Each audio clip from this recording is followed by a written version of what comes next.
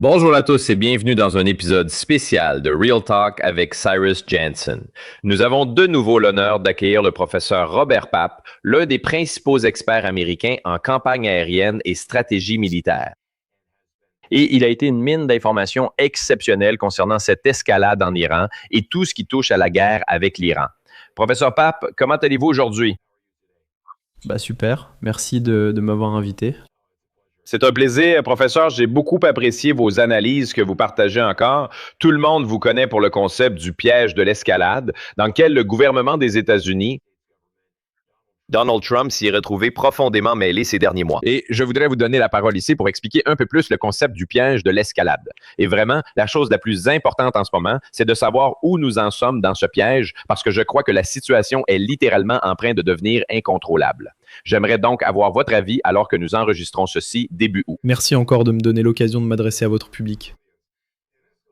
Un piège de l'escalade se produit lorsqu'un attaquant utilise principalement la puissance aérienne pour frapper des cibles et qu'il réussit sur le plan tactique. Les bombes atteignent leur cible. Ici, les bombes ont tué des dirigeants et détruit des lanceurs de missiles. Mais l'attaquant devient stratégiquement plus faible. Et la raison, c'est que la puissance aérienne seule va rarement permettre d'atteindre ses objectifs majeurs.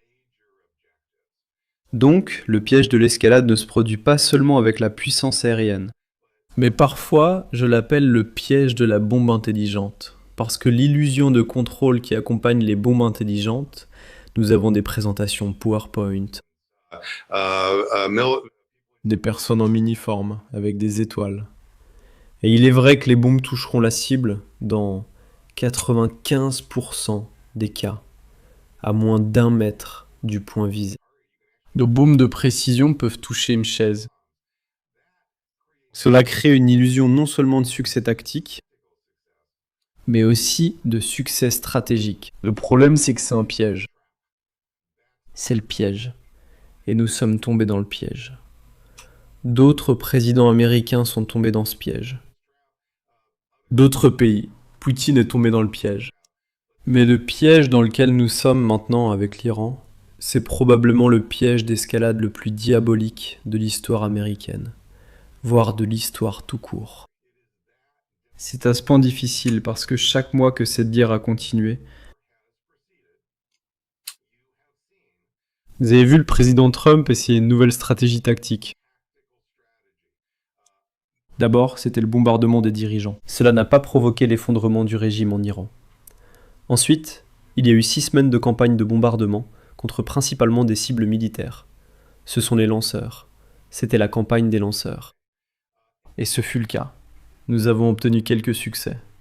Nous n'avons pas été aussi performants tactiquement que certains auraient pu le penser, mais néanmoins, nous avons détruit une bonne partie des missiles et des lanceurs de missiles de l'Iran. Puis nous sommes passés à... Mais cela n'a pas mené au succès. L'Iran n'a pas cédé non plus à ce moment-là. Ensuite, nous sommes passés au blocus américain, qui là encore a été un succès tactique. Nous pouvions arrêter des navires, nous pouvions même attaquer des navires. Mais cela a entraîné non seulement un échec stratégique, mais aussi une faiblesse stratégique. Maintenant, quel est le point faible clé dans tous ces cas? C'est l'Iran qui prend le contrôle d'Ormuz. Dans chaque cas, ce qui s'est passé pendant cette guerre, c'est que dans les tout premiers jours, l'Iran a riposté. Et, avec ses drôles, il a aussi utilisé des mines. Il a effectivement pris le contrôle d'Ormuz. Et c'était tout à fait prévisible, Cyrus. Donc 3 jours avant que les premières bombes ne tombent, sur la newsletter Escalation Trap sur Substack, j'ai publié le tout premier article intitulé « Le piège de la bombe intelligente ». Et cet article est le fruit de 20 ans de modélisation des bombardements de l'Iran. Je fais cela chaque année dans mon cours intitulé « Stratégie ». C'est le surnom qu'on lui donne à l'université de Chicago. Je termine ce cours au printemps par une simulation de 90 minutes sur ce qui se passerait si nous bombardions l'Iran, les sites nucléaires, etc., etc. Et je fais cela depuis plus de 20 ans. Donc voici les étapes que je décris. Première étape, les bombardements seraient un succès tactique. Deuxième étape, l'Iran riposterait, s'emparerait d'Ormuz. Troisième étape, nous serions pris dans un dilemme de puissance terrestre, où nous serions confrontés à un choix. Soit nous cédons et l'Iran devient réellement une puissance hégémonique régionale, il ne s'agit pas seulement de mettre fin à une guerre autour d'Ormuz. L'Iran a maintenant une capacité énorme pour devenir bien plus puissant qu'il ne l'a jamais été dans son histoire moderne. Et cela va vraiment changer la dynamique de la politique mondiale. Soit nous acceptons ce résultat, soit nous devons nous battre pour le reprendre. L'Iran ne va pas simplement l'abandonner, et ils ne vont pas simplement demander la paix. Parce que ce qui se passe ici, c'est un changement dans l'équilibre des pouvoirs. C'est ce que signifie devenir stratégiquement plus faible. Et c'est pourquoi l'Iran ne va tout simplement pas abandonner cela. C'était donc la prédiction, 3 jours avant que les bombes ne tombent. Et puis les bombes sont tombées, et littéralement, tout est arrivé. Ensuite, les mesures supplémentaires que le président Trump a prises, elles sont aussi dans mes cours de stratégie. Je consacre des semaines à enseigner les limites des campagnes de bombardement punitives, les campagnes aériennes, leurs limites sans force terrestre. J'étudie et je publie sur ce sujet depuis 30 ans. J'ai enseigné au sein de l'US Air Force la stratégie de ciblage conventionnelle. Donc, et aussi les blocus économiques, les sanctions économiques. Tout cela n'est pas simplement des sujets que je ne connais pas seulement de façon superficielle. Cela a été une grande partie de le travail de toute ma vie, pendant 35 ans, et constamment mis à jour. Pas simplement publier un livre, le mettre sur une étagère et en avoir fini avec lui. Mais dans mes cours à l'université de Chicago, j'ai le grand privilège d'enseigner à des gens vraiment très intelligents. Donc je peux mettre à jour tout cela en permanence. Et c'est pourquoi c'est en fait l'un des cours les plus populaires de l'université.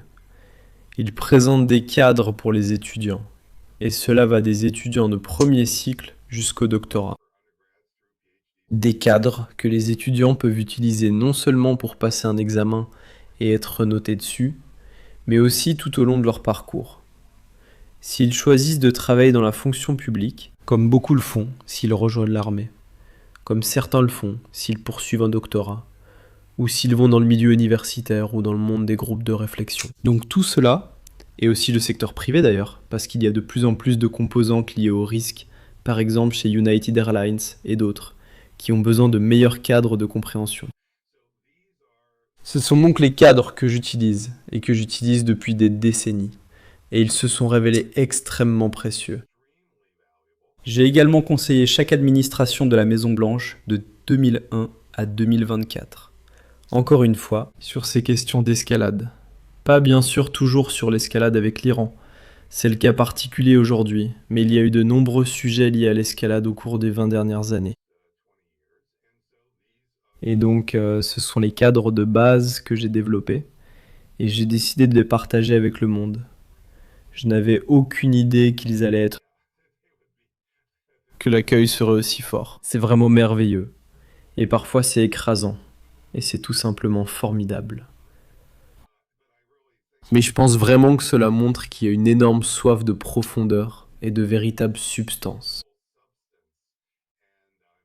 Et je fais de mon mieux pour que la communauté Substack ici reste en avance sur les risques. Et donc c'est une grande leçon d'humilité et c'est vraiment un honneur d'être impliqué dans cela. Eh bien, professeur Pape, je veux dire que c'est vraiment un honneur de pouvoir vous interviewer pour notre chaîne YouTube et de partager votre message avec le monde. Parce que je crois vraiment que vous êtes le meilleur expert que nous ayons, vous savez, qui peut vraiment, vous savez, faire la lumière sur ce qui se passe en Iran et vraiment l'aborder, vous savez, d'un point de vue pro-américain. Je veux dire, vous voulez évidemment que l'Amérique réussisse, mais vous n'avez pas peur de dire la vérité et de comprendre. Vous savez, regardez, nous faisons, vous savez, de très grosses erreurs ici. Il y a un schéma ici. Il y a des mécanismes à l'œuvre. Encore une fois, vous mentionnez votre Substack. Nous mettrons les liens du professeur Pape ci-dessous. C'est une excellente ressource à suivre si ce sujet vous intéresse et que vous regardez cette vidéo. Abonnez-vous au Substack du professeur Pape. Les liens seront ci-dessous. Mais professeur, vous soutenez depuis longtemps que la guerre ne concerne pas vraiment l'Iran. Cela concerne peut-être davantage la capacité des États-Unis à influer sur les événements au Moyen-Orient. Ma question, avons-nous déjà dépassé cette limite? L'invité d'aujourd'hui concerne chacun d'entre nous. Votre argent, tout d'abord, voici jusqu'à 350 € de bonus pour commencer. C'est vraiment une première pour moi. Alors, pourquoi a-t-on l'impression que la plupart des gens ont peur d'investir leur argent? Car ils ne peuvent prédire la bourse? Alors, quelle est la solution? Toutes ces fluctuations me stressent, donc je préfère quand je suis placé sur Mintos. Qu'est-ce que Mintos exactement? Ici, c'est Mintos. J'investis dans des prêts et je génère des rendements stables allant jusqu'à 11%. D'accord, maintenant c'est intéressant. Tout est simple et prévisible. Le rendement attendu est fixé à l'avance et les paiements arrivent chaque jour. Donc, au lieu de deviner le marché, ici, tout est structuré. Vous choisissez le rendement, la durée et le niveau de risque. Tout est défini à l'avance, et si vous ne voulez pas tout gérer manuellement, il existe des portefeuilles automatisés. Alors si je comprends bien, quand les gens ne contrôlent pas leur argent, je les contrôle. Et avec Mintos, ils me contrôlent. Recevez jusqu'à 350 € lorsque vous investissez 500 € ou plus. Les liens sont dans la description, les QR codes juste ici. Des rendements stables, aucune surprise pour vos investissements, et en plus de ça, un bonus. Ne ratez pas ça, et bonne chance. C'est un moment où Washington ne contrôle plus les événements. Est-ce qu'il ne fait que réagir à ce qui se passe? Oui, en fait, c'est l'une des grandes conséquences de cette guerre, et la raison pour laquelle nous n'aurions jamais dû l'amener. Ce n'est pas simplement un autre Irak, ce n'est pas un autre Afghanistan, ce n'est même pas un autre Vietnam. Ce piège de l'escalade est pire et aura des conséquences plus dévastatrices que tout ce que nous avons vu dans l'histoire américaine, à mon avis. Et le vrai problème ici, comme je l'ai expliqué dans mes écrits, c'est que la guerre contre l'Iran de 2026 est l'inverse de la guerre du Golfe de 1991. Donc, lorsque la guerre froide s'est terminée en 1991, l'Union soviétique s'est retirée en tant que grand acteur de la politique internationale pendant un certain temps. Et bien sûr, elle s'est effondrée et est devenue la Russie, etc. Mais ce n'était pas seulement la fin de la guerre froide. Immédiatement après, en 1990, Saddam Hussein s'est emparé du Koweït. Il dirigeait l'Irak. Et l'Irak avait la 4e plus grande armée du monde, 1 million de soldats sous les armes. Et il a pris environ la moitié de ses forces et a envahi le Koweït. Cela représente 42 divisions. Il sortait tout juste de la guerre Iran-Irak, qui avait duré 8 ans. Donc, ce sont des divisions aguerries par les combats. Et il ne s'agissait pas seulement de prendre le Koweït, mais Saddam Hussein a placé ses forces juste à la frontière koweïtienne avec l'Arabie Saoudite, menaçant essentiellement de s'emparer de certaines parties de l'Arabie Saoudite. En d'autres termes, cela placerait sous un même contrôle tout le pétrole de l'Irak, du Koweït et de l'Arabie Saoudite. C'est ce redouté hégémon pétrolier, et l'Irak contrôlerait environ 22% du pétrole mondial. Et remarquez que c'est presque identique à ce que l'Iran a effectivement fait. Mais en 1990, les États-Unis ont mené une guerre. Elle commence en janvier 1991. Et en 43 jours, une guerre aérienne de 39 jours, une guerre terrestre de 4 jours, les États-Unis ont chassé Saddam Hussein du Koweït. La victoire la plus éclatante que l'Amérique ait jamais remportée, peut-être même de toute son histoire. C'était vraiment une victoire incroyablement impressionnante. Et pour vous donner une idée de cela, nous avions apporté 10 000 sacs mortuaires avec nous pour mener cette guerre. Et combien sont morts ? 100. 147. Maintenant, nous ne voulons la mort de personne, mais bon sang, nous étions. Même nous ne réalisions pas à quel point nous étions puissants. Parce que ce qui s'est passé pendant cette guerre, c'est que l'Amérique a déployé cette technologie de précision, qui n'avait jamais vraiment été montrée auparavant. C'était la campagne de choc et d'effroi, les chasseurs furtifs, la technologie satellitaire, le GPS. Tout cela était nouveau. Et c'était la révolution de la précision.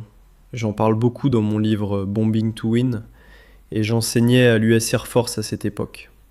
Donc c'était une victoire éclatante. Et ce n'était pas seulement une victoire éclatante pour les États-Unis, c'était impressionnant pour tout le monde dans le monde entier. Prenons la Chine par exemple. La Chine n'a pas simplement observé ces événements. Avant la guerre du Golfe de 91, la Chine comptait 3,5 millions de militaires sous les drapeaux. Après la guerre du Golfe, ils l'ont réduit à 2 millions. Pensez-y.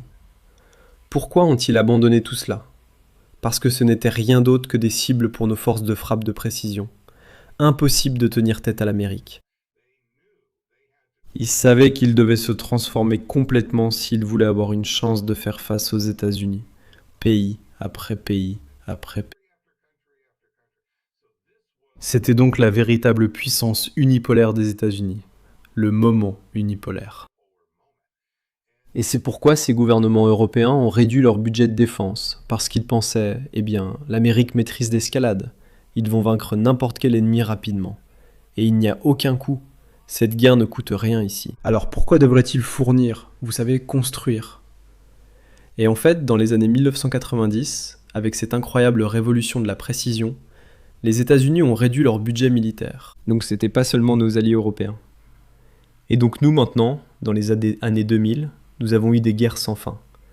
Nous avons eu le terrorisme, bien sûr. Mais ces guerres-là, l'Irak et l'Afghanistan, à l'exception des attaques du 11 septembre, directement, il n'y a pas eu de coût majeur ressenti par le public. Donc il n'y a pas eu de récession économique pendant nos guerres sans fin. Il y a eu des récessions économiques pendant les 20 années de nos guerres sans fin. Elles étaient dues à la crise des prêts hypothécaires sans documentation en 2007 et 2008. Mais cela était. Donc ce qui s'est passé en 2026 avec la guerre contre l'Iran, c'est l'inverse de tout cela. Les nouvelles règles du pouvoir sont que l'Amérique peut être battue. Ce n'est pas l'Amérique qui a la domination dans l'escalade, c'est l'Iran qui maîtrise l'escalade.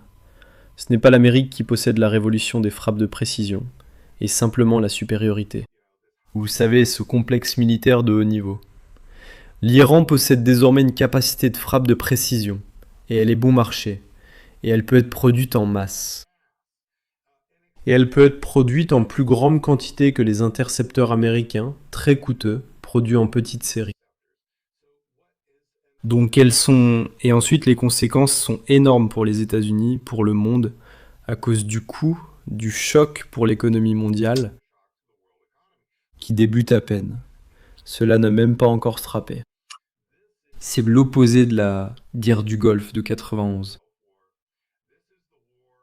C'est la guerre qui va définir le déclin de l'hégémonie américaine, pas l'ascension de la prééminence américaine.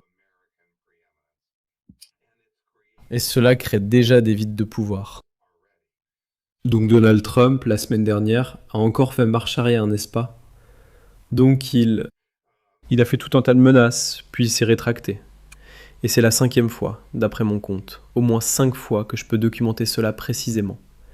Et il y en a peut-être quelques autres. Mais ce qui s'est passé avec ces revirements, c'est que cela provoque une paralysie stratégique des États-Unis. Nous sommes pris dans un piège d'escalade. Donald Trump hésite face à un dilemme. Il est pris entre deux feux. Il n'a pas de bonne issue. Mais cette paralysie des États-Unis ne signifie pas que l'Iran et les autres acteurs de la région soient paralysés.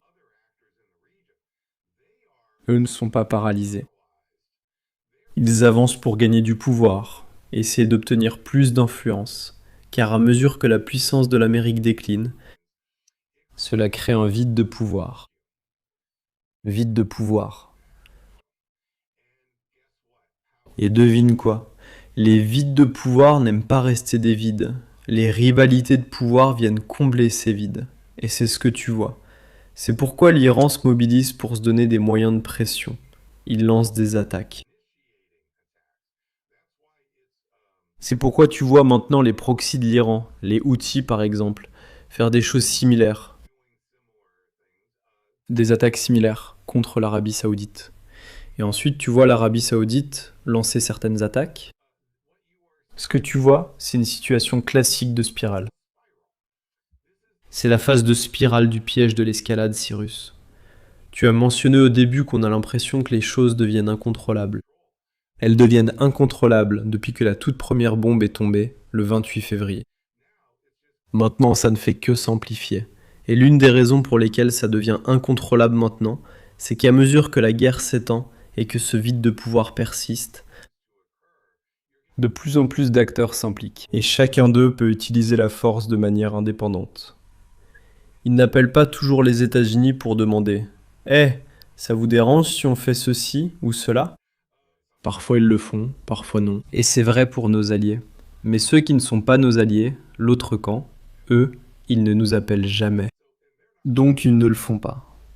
Et il ne s'agit pas nécessairement d'une action hautement coordonnée, où l'Iran serait devenu le marionnettiste, tirant les ficelles de chaque attaque.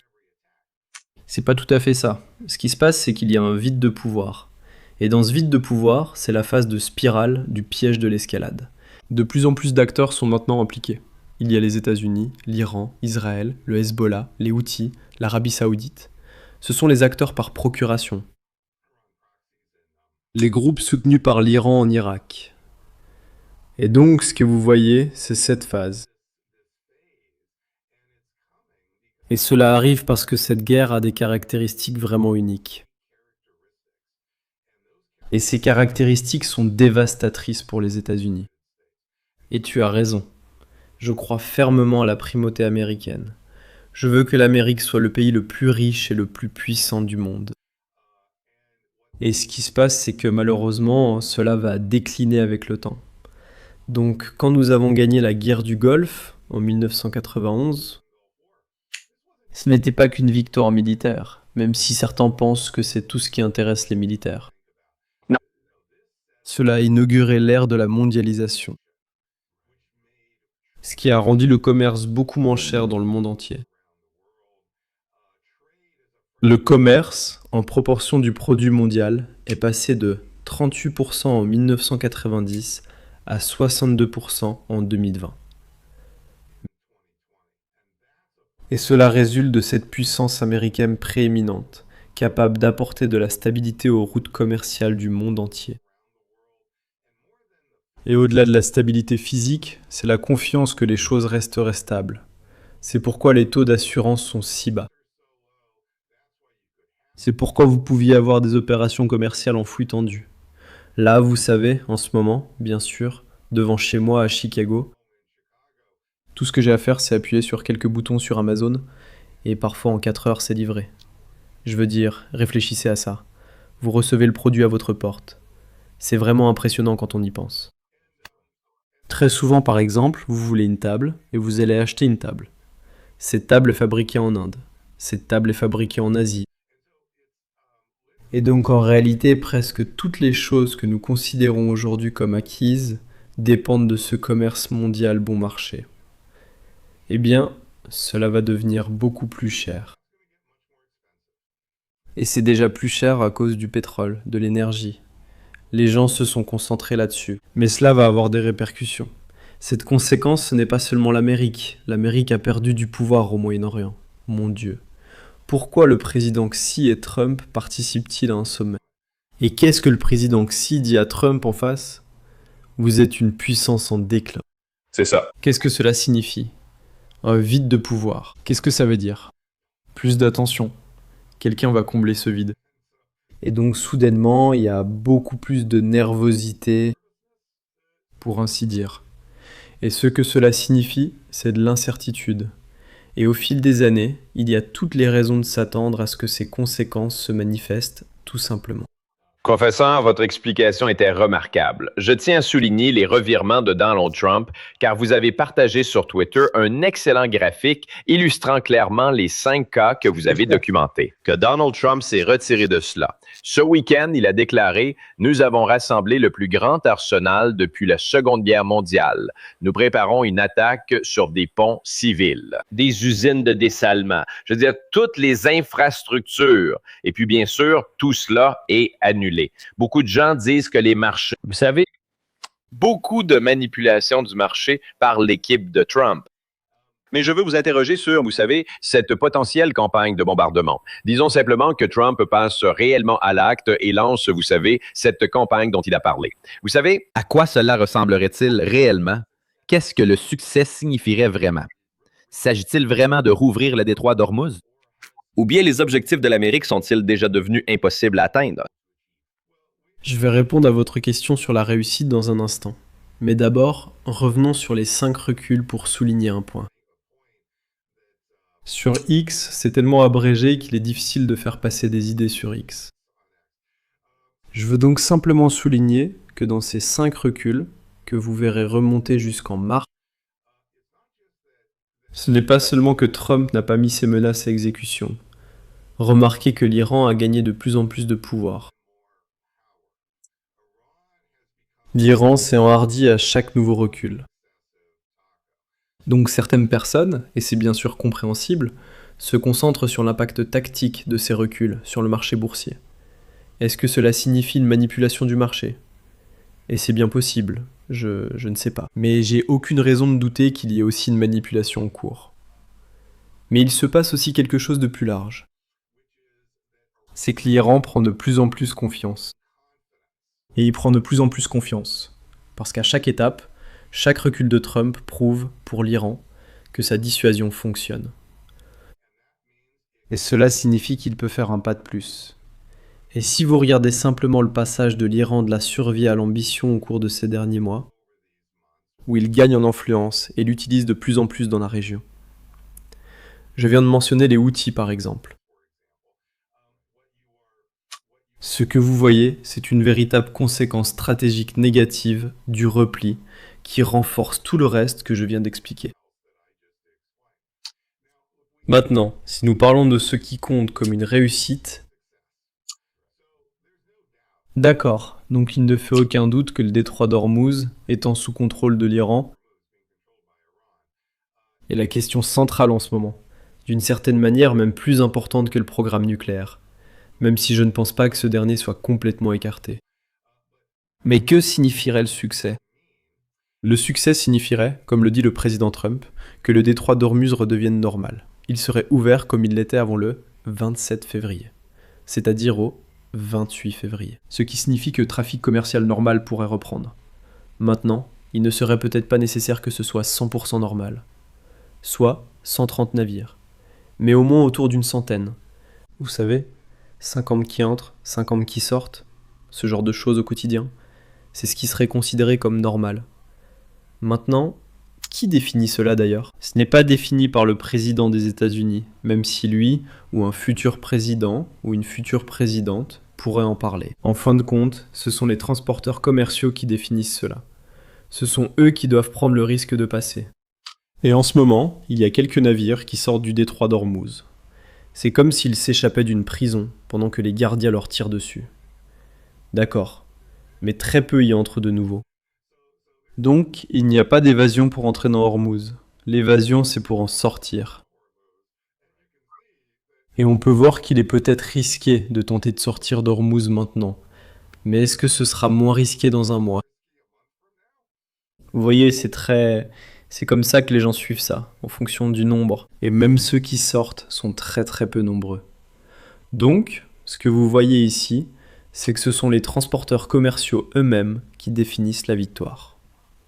Maintenant, est-ce possible que les États-Unis puissent rouvrir le détroit d'Ormuz pour le ramener à la normale ? La période clé se situe entre maintenant et les élections de mi-mandat. Ce n'est pas pour toujours, mais jusqu'aux élections de mi-mandat. Les planificateurs militaires ne demandent pas carte blanche pour 10 ans, seulement jusqu'à cette échéance. Mais pourquoi ? C'est parce que s'il n'y a pas de progrès substantiel pour ouvrir le détroit d'Ormuz d'ici les élections de mi-mandat, alors nous avons toutes les raisons de croire que l'économie mondiale va continuer à se détériorer. Et les démocrates en récolteront alors les bénéfices sur le plan politique. Ils gagneront une ou les deux chambres du Congrès. Et quel a été le grand mantra des démocrates ? Mettre fin à cette guerre. Et s'ils contrôlent les deux chambres du Congrès, comment arrêter la guerre ? Comme le Congrès l'a fait pour la guerre du Vietnam, en 1974. Vous voyez, la plupart des gens ne savent pas comment la guerre du Vietnam s'est terminée. Ils savent qu'elle s'est terminée. Mais ce n'est pas parce que le président a décidé d'y mettre fin. C'est le Congrès qui a coupé les fonds en 1974. Ensuite, il a fallu encore quelques mois après cela, parce qu'il restait des fonds déjà engagés pour mettre fin complètement à la guerre. Cependant, c'est ça qui a vraiment mis fin à la guerre. Il y a eu une véritable conclusion ici, grâce au Congrès. Et dans l'article 1 de la Constitution, c'est le Congrès qui contrôle les finances. Il détient aussi le pouvoir de déclarer la guerre. Donc c'est ici que se trouve le véritable cadre temporel. Maintenant, entre maintenant et les élections de mi-mandat, les chances, je pense, d'ouvrir Ormuz sont infinitésimalement petites, quasiment nulles. Et pourquoi cela ? C'est parce que le drone Shahid 136, qui est le principal outil qu'utilise l'Iran pour fermer Ormuz, est relativement petit. Il fait à peu près la taille d'un matelas king size. Ce n'est pas la taille d'un énorme 747, c'est un matelas king size. C'est assez bon marché, fabriqué avec des composants similaires à ceux de téléphones portables ici. Et il a une autonomie comprise entre 800 et 1900 km. Et je vais juste utiliser l'autonomie la plus courte ici. Mais ce que cela signifie avec une autonomie de 800 km, c'est que le drone Shahid, encore une fois, il fait à peu près la taille d'un matelas king size. Ce drone Shahid pourrait se trouver n'importe où, dans une zone de lancement de drones de 800 km sur 800 km, le long de la côte iranienne, avec Hormuz au centre. Et il pourrait quand même toucher ce navire. Cela fait donc 800 km sur 800. C'est énorme. 1,5 fois la taille de la Californie. Wow. Combien de drones Shahid l'Iran possède-t-il ? Ils en ont sûrement des milliers, peut-être même des dizaines de milliers, et peuvent en fabriquer plusieurs centaines. Leur fabrication n'est pas très complexe. Et nous devrions ramener ce nombre à moins d'environ 200. Selon ma meilleure estimation. Parce que s'ils en ont 200, c'est largement suffisant pour faire des essaims de drones, et en avoir assez pour en utiliser sur plusieurs semaines, tout en fabriquant d'autres. D'accord. Donc il faut vraiment réduire ce chiffre. Maintenant, c'est un problème d'échelle à 2 dimensions. Mais c'est encore pire que ça, Cyrus. Parce qu'il y a des montagnes, d'énormes montagnes, appelées les monts Zagros, dans la majeure partie de cette zone de 500 sur 500 miles. Et dans ces montagnes, tu peux cacher ces drones, les drones Shahid, pratiquement partout dans les recoins et les crevasses, et bien sûr sous les montagnes ici. Et donc encore une fois, c'est à peu près la taille d'un drone Shahid, comme un matelas king size, sauf que c'est 2 fois plus lourd. Mais C'est environ 2 fois plus lourd qu'un matelas king size. Donc il faut quand même 2 personnes pour les transporter. Mais il n'est pas forcément nécessaire d'avoir des camions pour les déplacer. Donc ce que cela signifie, c'est que ce problème d'échelle, souvenez-vous, j'ai dit que c'était 1,5 fois la taille de la Californie. Sauf que c'est aussi un problème en 3 dimensions.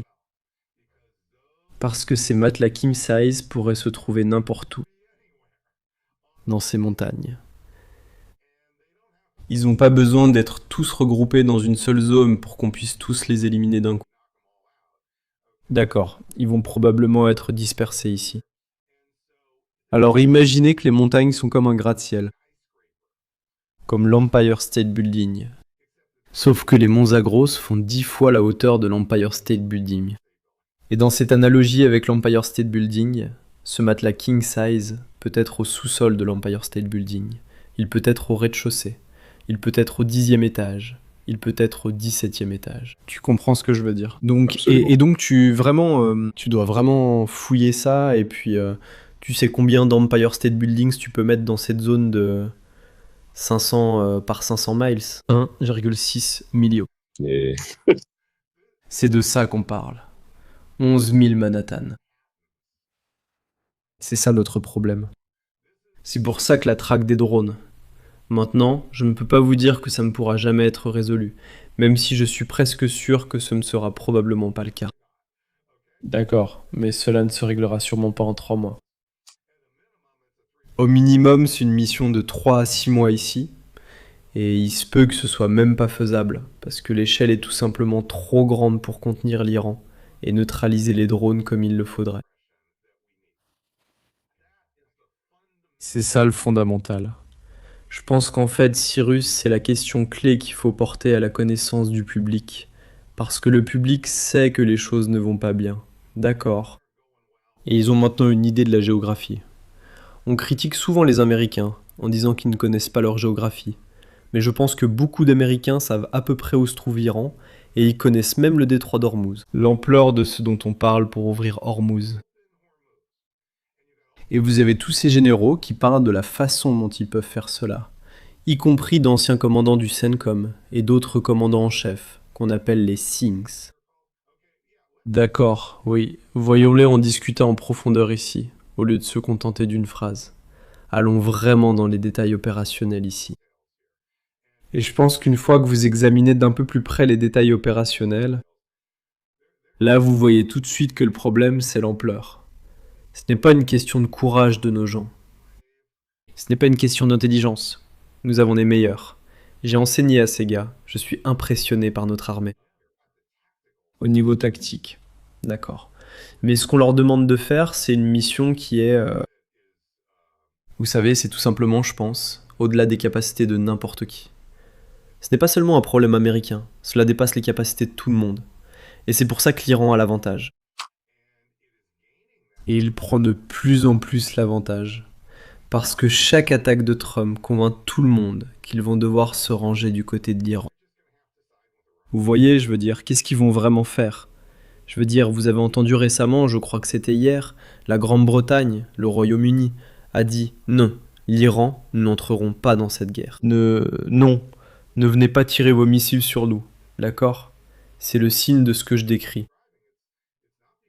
C'était pas parce qu'il y a une affinité idéologique entre la Grande-Bretagne et le CGRI ou l'idéologie révolutionnaire de l'Iran. C'est tout le contraire.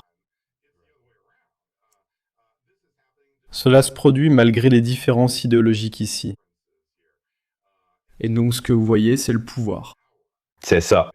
L'équilibre des puissances est vraiment ce qui mène la danse. Et si nous ne prenons pas cela au sérieux, alors toutes ces illusions ou délires sur la théorie du fou ne tiennent pas. Et nous devons juste comprendre que ça nous rassure pour l'instant, Cyrus, de penser qu'il y en a une, on va s'en sortir. D'accord, on est l'Amérique. On traverse des situations difficiles et on s'en sort toujours. Mais la façon dont on s'en sort, c'est pas en un instant, sinon on n'y serait même pas. Et deuxièmement, c'est pas en faisant l'autruche et en prétendant que ces problèmes n'existent pas. Nous avons commencé à inverser le cours de la guerre sans fin en Irak après 3 années complètes d'échecs, d'accord, où les choses empiraient. Il a fallu 3 ans. Et moi je conseillais l'administration Bush à ce sujet. Et cela a pris plusieurs années. Et même après, il a été difficile de bien faire les choses et de vraiment s'en sortir. Ici pour d'autres raisons politiques, mais au final en prenant au sérieux les arguments que je présentais, que d'autres présentaient à l'époque, sur les problèmes réels. C'est ce que l'administration Bush a finalement fait. Et des choses se sont effectivement améliorées. Et donc, les gens disent, Eh bien, pourquoi parlez-vous de tous les problèmes? Non, ce n'est pas ça. C'est la force de l'Amérique d'identifier les problèmes. C'est ainsi que nous deviendrons la grande Amérique de demain. Faire l'autruche, c'est ce que l'Union soviétique a fait pendant 40 ans. Et regardez ce qui est arrivé aux soviétiques. C'est ce que Kadhafi a fait pendant 40 ans. D'accord, vous commencez à faire l'autruche. Maintenant, vous ne perdez pas seulement un empire, vous perdez votre pays. Oui, absolument. Professeur Pibb, j'ai une dernière question à vous poser alors que nous terminons l'entretien d'aujourd'hui. Et encore une fois, je voulais vous remercier pour votre temps, votre savoir. Je veux dire, c'est aussi un excellent échange pour moi. C'est vraiment parce que j'ai l'occasion d'apprendre de l'un des esprits les plus brillants. Et je suis vraiment honoré de vous avoir dans notre émission et tellement heureux de pouvoir partager ce message avec le monde. Mais vous savez, une chose que vous avez dite, c'est que nous devons ignorer les gros titres politiques qui sont effectivement très nombreux. Et nous devons vraiment surveiller les indicateurs stratégiques. Donc, je voudrais que vous disiez à notre public quels sont une ou deux choses à surveiller en priorité alors que ce piège de l'escalade devient incontrôlable. Que comptez-vous observer exactement dans les prochains mois? oui, enfin, il y a 2 grandes choses à vraiment suivre. La première, c'est le nombre de fois où l'Iran initie l'usage de la force. On a tellement l'habitude de penser que c'est du tac au tac, ou que l'Iran riposte. C'est comme si on avait intégré l'idée que, eh bien, Trump a commencé cette guerre. Trump et Israël ont commencé la guerre. Donc, si seulement ils arrêtaient, alors c'est tout ce qu'il faut faire. Il suffit que Trump arrête de lancer des attaques, et la guerre est terminée. L'économie mondiale est sauvée, etc., etc. Eh bien, comme j'essaie de l'expliquer, l'Iran passe de la survie à l'ambition, et aussi à la vengeance. Donc la première chose à remarquer ici, c'est que l'initiative vient de l'Iran. Cela arrive plus souvent. Je pense donc que les gens doivent y faire attention. Certains ne le font pas car ils veulent continuer à... Je ne cherche pas à dédouaner Trump, vous m'entendez? Je ne le dédouane pas, j'essaie juste de comprendre. Donc nous devons comprendre cela. La deuxième chose, c'est que... Est-ce qu'on retire réellement des troubles la région? Je ne parle pas de les réorganiser d'une base avancée comme le Qatar, vers des bases plus éloignées en Jordanie, en Israël, et apparemment, d'après ce que j'entends maintenant, même en Égypte, peut-être même en Turquie. Mais nous voulons savoir si ces forces sont réellement rapatriées. parce que cela pourrait être le prix ultime à payer pour avoir la moindre chance de mettre fin aux attaques de l'Iran dans les 3 prochains mois. Faut-il retirer toutes les troupes américaines? Je ne préconiserai pas cela pour le moment. J'aimerais voir si nous pouvons encore élaborer une politique d'équilibre à plus long terme ici. Mais la vérité, c'est que ces jours-là nous échappent rapidement, parce que nous avons continué à commettre erreur stratégique après erreur stratégique.